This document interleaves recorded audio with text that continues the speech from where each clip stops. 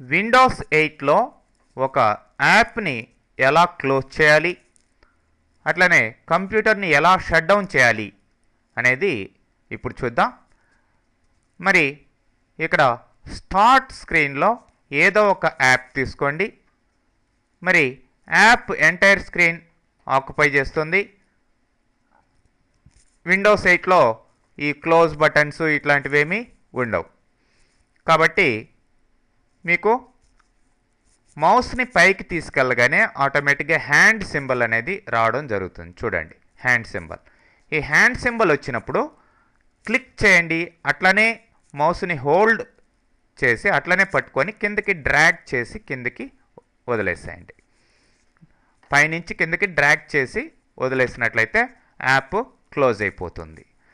Close అయిపోయి start screen మళ్ళీ రావడం జరుగుతుంది. For example internet explorer open చేస్తున్నాను.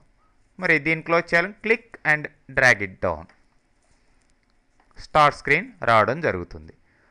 అట్లనే మీరు ఒక యాప్ని క్లోజ్ చేయాలంటే ఆల్ట్ F4 కూడా యూజ్ చేయొచ్చు.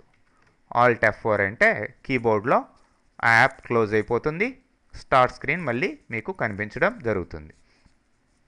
మరి కంప్యూటర్ని షట్ డౌన్ చేయాలి అంటే ఇక్కడ ఈ యొక్క చాంప్స్ బార్లోకి రండి, సెట్టింగ్స్లోకి వెళ్ళండి, పవర్ తీసుకోండి. ఇప్పుడు పవర్ మీద క్లిక్ చేయగానే ఇక్కడ షట్ డౌన్, రీస్టార్ట్, స్లీప్ ఈ ఆప్షన్స్ ఉన్నాయి. షట్ డౌన్ క్లిక్ చేసినట్లయితే కంప్యూటర్ షట్ డౌన్ అయిపోతుంది. ఇలానే కాకుండా మీరు ఆల్ట్ F4 యూజ్ చేసినా కానీ, ఇప్పుడు స్టార్ట్ స్క్రీన్లో ఉన్నారు, ఆల్ట్ F4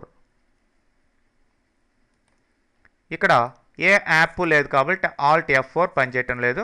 నేను ఎస్కేప్ ప్రెస్ చేశాను, డెస్క్టాప్ స్క్రీన్ మీదకి వస్తున్నాను. ఇప్పుడు డెస్క్టాప్ స్క్రీన్ మీద ఉన్నప్పుడు ఆల్ట్ F4 మీరు యూజ్ చేసినట్లయితే ఇప్పుడు ఈ యొక్క షట్ డౌన్ ఆప్షన్స్ రావడం జరుగుతుంది. షట్ డౌన్, రీస్టార్ట్, స్లీప్, ఇట్లా స్విచ్ టు యూజర్ ఇట్లా రావడం జరుగుతుంది ఎప్పుడు డెస్క్టాప్ స్క్రీన్ మీద మీరు ఉన్నప్పుడు. ఓకే, నేను క్యాన్సిల్ చేస్తున్నాను. ఈ విధంగా మీరు కంప్యూటర్ని షట్ డౌన్ చేసుకోవచ్చు.